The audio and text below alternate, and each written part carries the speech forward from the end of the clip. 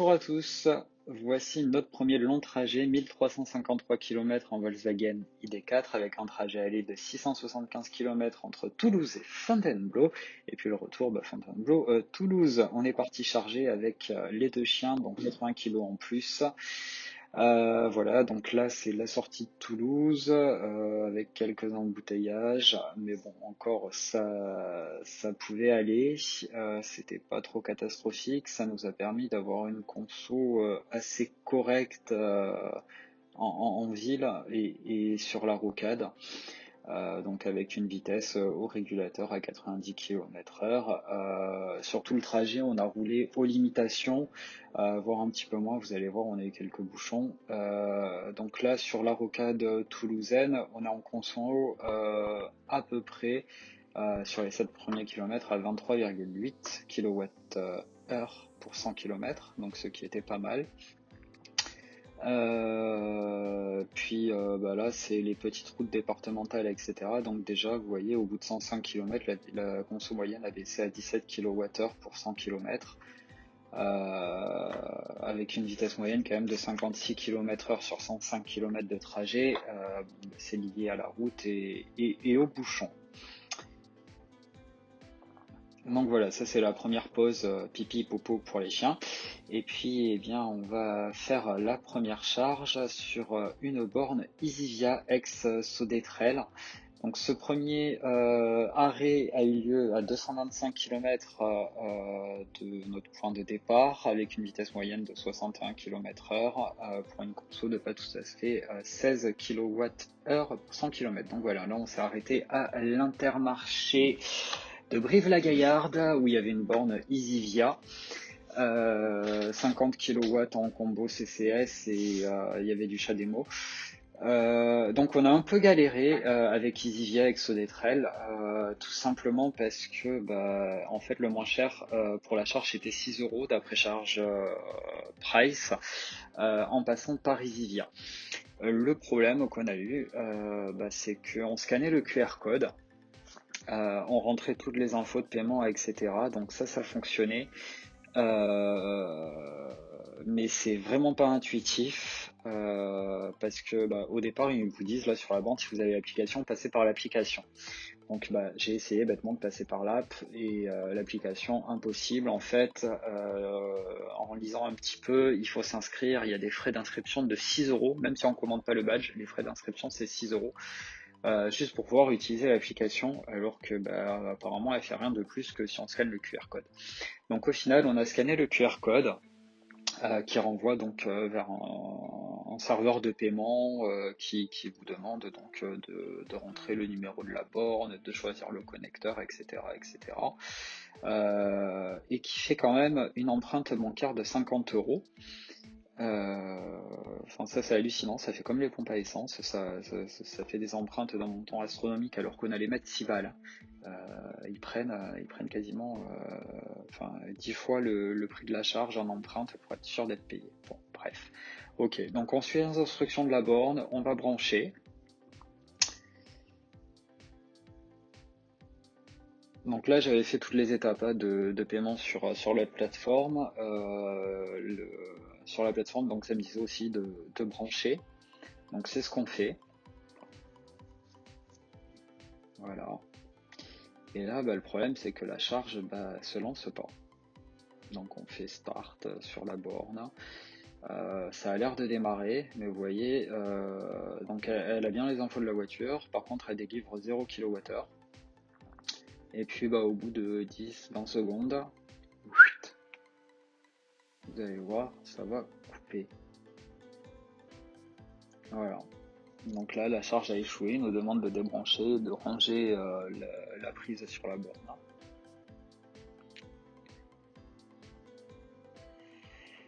Et on va débrancher et au final la deuxième solution sur le trajet, enfin sur cette borne en niveau de tarification, c'était ChargePoint. Donc c'était un petit peu plus cher, c'était 8,59 € pour faire 52 à 80% de charge, donc au lieu de 6 €. donc ça faisait 2,59 € de plus, mais bon, au moins vous allez voir, ça va fonctionner, et c'est vachement simple en fait avec le pass ChargePoint, puisque bon, on va badger, ça va partir tout seul. Petit spoiler, par contre on a galéré parce que sur le serveur de paiement, en fait, la borne, elle, continue à dire qu'elle était occupée. Donc il a fallu arriver à l'arrêter sur le serveur de paiement parce que ça mettait en défaut la borne. Enfin bon, c'était un bordel monstre. Je vois que ça n'a pas trop changé par rapport aux galères sur les bornes sous des trails. Et pour vous dire la vérité, c'est la seule borne, donc c'était la première, on a commencé à flipper un petit peu, mais c'est la seule borne où on a eu une galère pour pouvoir recharger. Vous voyez, avec ChargePoint, du coup, hop, on branche. En fait, on suit les instructions de la borne. On branche, on badge. Donc là, c'était pas, voilà. Et start. Et là, vous allez voir, la charge, elle part cash, quoi. Donc 52%. Et puis, elle va commencer à délivrer assez rapidement. Là, on va passer au vert. Voilà. Et là, du coup, ça y est, c'est parti.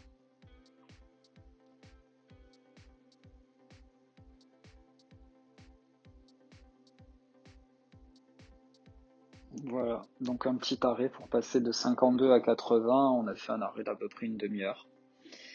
Ce qui, avec les chiens derrière, nous a permis d'aller les sortir, etc., et nous gourdir les jambes et de manger un bout, parce qu'on n'était pas loin de 11h30 midi. Donc on a dit on va en profiter, on a mangé un petit bout, et puis voilà, tout s'est bien passé. Après, le parking est pas très accueillant, l'Intermarché. On se retrouve au fond vers le local poubelle. Il y a un local poubelle, donc bon, c'est voilà, enjoy quoi. Et puis bon, on a eu de la chance parce qu'on était les seuls quoi aussi, hein, parce que sinon, s'il y avait eu une autre en combo, on était BZF, parce qu'il n'y a pas d'autres prises. Voilà, bon, chargé à 5 km/min d'après Volkswagen. Je sais pas ce que ça fait en kilowattheure. Voilà, donc là on est reparti. Vous voyez, on s'est fait plaisir hein, sur l'autoroute, on a roulé à 130 au régulateur. Avec une conso à 130, vous voyez, qui varie 13, 15, 12. Je trouve pas ça dégueulasse pour du 130 km/h sur autoroute. Donc deuxième arrêt du coup à la station de Bois-Mandé-Est sur Ionity. Là vous allez voir, ça change, c'est radical. La station, on a eu de la chance, on est arrivé, il y avait personne, mais vraiment personne, elle était vide, on était les seuls à la borne. Donc très simple, hein, Ionity. On fait un petit bilan là quand même du récap sur l'autoroute. Donc on a eu une vitesse moyenne de 72 km/h avec une conso moyenne de 19,5 kWh au 100 pour 146 km. Donc voilà, là Ionity, tac, on branche, on choisit, on badge, hop, la charge se lance. Et voilà, 25 minutes pour récupérer 40% de batterie. Et on rechargeait du coup vachement vite. Voilà. Donc là on arrive à la dernière station de charge qui est du coup un Intermarché à Chérois. Enfin voilà, on va partir en direction de l'Intermarché à Chérois là, de la Ionity. Et celle-ci, eh bien, c'était une charge gratuite. Voilà, donc vous voyez, sur les parties autoroute, 130 km/h, on s'est pas emmerdé. Donc là, avant, pour répondre aux futures critiques, pourquoi on n'a qu'une vitesse moyenne de 74 km/h alors que on est sur autoroute à 130 km/h? Tout simplement parce qu'on a fait le trajet avec Google Maps et on a choisi de ne pas prendre les péages. Donc ça ne veut pas dire qu'on n'a pas pris l'autoroute, ça veut dire simplement qu'on n'a pas pris les péages. Donc il y a eu des sorties où on a passé des villes à 30 km/h, etc. Donc voilà pourquoi la vitesse moyenne a baissé et la conso moyenne également. Voilà, donc bah, ça c'est l'autoroute. On vous a fait un petit plan parce que bah, arrivé avant Chérois, avant la région parisienne, là il y a un champ d'éoliennes. J'ai trouvé ça sympa de rouler en électrique et bah, au final de voir les éoliennes sur le côté. C'est le petit côté écolo bobo qui a pris le pas. Ouais, ouais, les plans d'éoliennes là, avant d'arriver sur le bassin parisien. Je vous laisse profiter de la vue.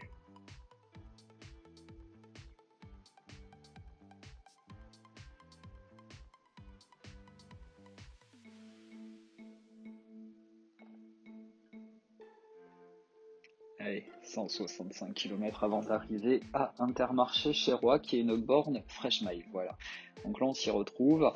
Le parking était un peu plus accueillant que le premier Intermarché. Bon, par contre, on est situé à côté de la pompe à essence. Je vous ai fait une capture parce que, comme un idiot, j'ai pas fait photo de la borne. Donc, c'est une borne Fresh Mile, 50 kW en combo CCS. Petit bilan du coup de notre trajet entre Ionity et celle-ci. Charge. 649 km depuis le départ avec une conso moyenne de 17,20. Voilà, voilà, pour le trajet aller. Donc on a fait 675 km. 675 km en 3 charges, on est parti à 100%, on arrive avec 60%, donc les 60% là est évolué, hein. C'est pour ça qu'on a fait les trois charges, à vitesse moyenne donc 72 km/h, avec une conso moyenne, vous voyez, de 17,1 kW au 100. Voilà, donc là on s'est branché à destination et puis on est parti pour le trajet retour, du coup, Fontainebleau, Toulouse. C'était le surlendemain, on a juste passé une nuit, c'était assez express. Donc pareil, même type de trajet, départemental, national et autoroute. En fait, on a pris que les routes entre guillemets gratuites. On a esquivé tous les péages. Tout simplement parce que bah, je vous spoil le tarif. En fait, on en a eu 22,65 € de charge à l'aller et 22,44 € pour le retour. Donc 22,65 plus 22,44. Ça fait un trajet aller-retour à 45,09 € pour 1353 km. Comment vous dire que bah, par rapport à mon diesel, c'est le jour et la nuit, puisque bah, en gros j'avais 70 balles de carburant à l'aller et 70 balles de diesel au retour. Donc déjà il y avait 140 € que de carburant et on prenait le péage parce que bah, en diesel sur des petites routes comme ça, on consomme plus. Donc je pense que j'aurais été à plus de carburant, etc. Donc vous rajoutez 48 et 48 de péage. On était à 236 € pour le même trajet au lieu de 45 balles en Volkswagen ID4 électrique. Voilà, donc on a eu un temps de merde sur le retour, on a eu de la flotte, on a eu de la route assez merdique, on s'est tapé des bouchons, des travaux, etc. Même sur la partie autoroute. Donc c'était pas terrible le retour niveau conditions par rapport au premier. Vous allez voir que malgré la pluie, etc., bah, la conso était pas si dégueulasse que ça. Donc là, on va pas tarder à arriver sur l'aire Ionity de Bois-Mandé-Ouest. Cette fois-ci qui a été notre premier arrêt recharge.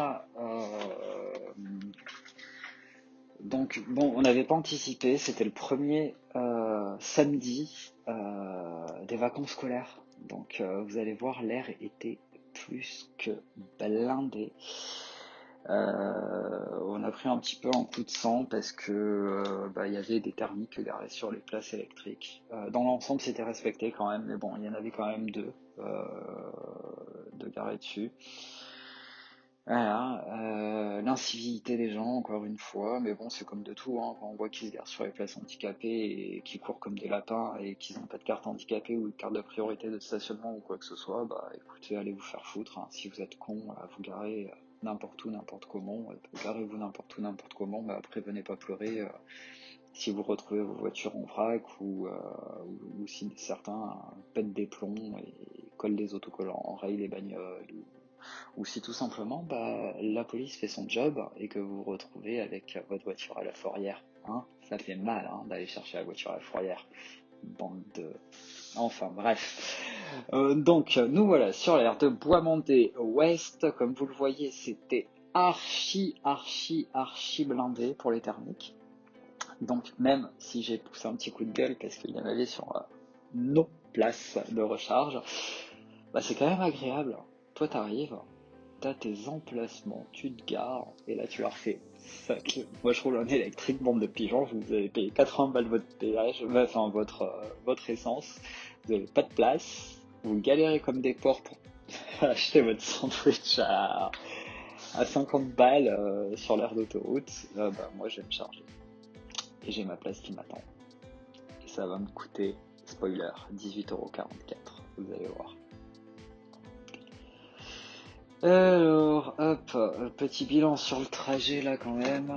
Du coup, on arrive avec 23% de batterie, en sachant que on est parti à 3562 km compteur, on arrive à 3852, donc on a bien roulé quand même. On va avancer un petit peu la vidéo, c'est un peu long là ce passage, je vous l'accorde. J'ai refait l'enregistrement de la voix sur la vidéo parce qu'en bagnole, j'avais pas le micro adéquat, etc. C'était inaudible. Donc en fait là, je visionne le montage que j'ai fait et je vous fais les commentaires en même temps. C'est pour ça, je me rends compte en même temps sur le montage et ça m'aidera pour les prochaines vidéos qu'il y a certains passages un petit peu longs que j'aurais pu accélérer. Donc voilà, là on arrive, du coup, donc celle-ci c'est la première borne là qu'on voit sur la gauche. Mais en fait, celle-ci c'est juste une 50 kg. Comment vous dire, à moins que vous ayez du Chademoun, n'y chargez pas dessus parce que sinon vous avez payé une blinde. Mais par contre, juste derrière, en fait, on a les bornes en 150 et quelques. Donc là, j'ai juste remis un petit passage pour vous montrer. En fait, elles sont bien signalées quand même les bornes. Il y a un journaliste d'Automobile Propre là, qui avait fait un road trip, etc., qui me dit on voit pas les panneaux, machin, les bornes, on sait pas où elles sont. Là, franchement, sur toutes les aires, que ce soit même les intermarchés ou quoi que ce soit, il y avait de la signalétique qui indiquait que les bornes se situaient là, là ou là. Et puis Google Maps, ça fait un bon boulot parce que quand même, quand on rentre l'adresse de la borne, du POI, dessus, il nous emmène réellement à la borne. Voilà, donc là c'était un peu galère parce que faut se garer en marche arrière, le parking est plus que blindé, des gens ont été garés partout, alors pour aller manœuvrer sur une voie à sens unique, voilà quoi, c'est pas les bornes qui sont mal placées, c'est pas le stationnement qui est mal placé ou quoi que ce soit. C'est vraiment les gens qui se garaient n'importe où quoi, où on a galéré en fait pour se foutre à cul à la borne. Donc vous voyez, il y a 4 bornes et il y en avait 3 de prise, on a eu de la chance quand même. Donc là on se fout à cul, on fait un contresens pour pouvoir se mettre à cul à la borne, pour pouvoir, parce que voilà, des gens garés en plein milieu, ça y est, c'est guinguette, on campe sur l'aire d'autoroute, et puis basta quoi, on vous emmerde, on se gare en plein milieu et on vous emmerde. Écoute, j'espère que tu regarderas cette vidéo et que tu te reconnaîtras et puis après c'était pas les seuls, n'est-ce pas, puisque on va voir, ils vont partir et il y en a d'autres qui vont prendre la place, etc.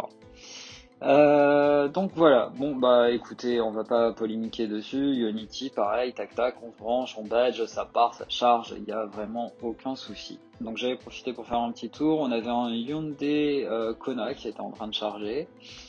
Une Jaguar F-Pace, un Skoda Enyaq belge avec qui on a discuté un petit peu, très agréable. D'ailleurs, le monsieur a hésité entre l'Enyaq et l'ID4, j'ai vu que moi j'avais eu le même dilemme. Et au final, lui a pris l'Enyaq pour une question de prix. Apparemment en Belgique, c'était plus intéressant l'Enyaq, et c'était en 60, une batterie en 60. Mais trouvé plus moderne, lui, l'intérieur de l'ID4. Donc c'est un peu paradoxal parce que moi je trouvais mieux fini l'ENIAC niveau intérieur que l'ID4. Mais bon, voilà. Enfin bon, bref, on reprend la route et là on se dirige vers la station Reveo, qui est donc le réseau un petit peu local en Occitanie de Martel, dans le 46. Et donc Reveo, ce qu'il y avait de bien, c'est qu'ils ont quand même des bornes rapides, même dans des tout petits villages, vous allez voir ça. Vidéo pour vous montrer l'arrivée à la borne et la configuration du parking. C'est un petit peu la seule galère sur celle-ci aussi, parce que vous allez voir, elles sont pas super bien disposées, on va dire. Ça a été mal étudié, je vais dire. C'est des gens assis dans un bureau qui sont pas allés sur le terrain voir comment implanter des bords.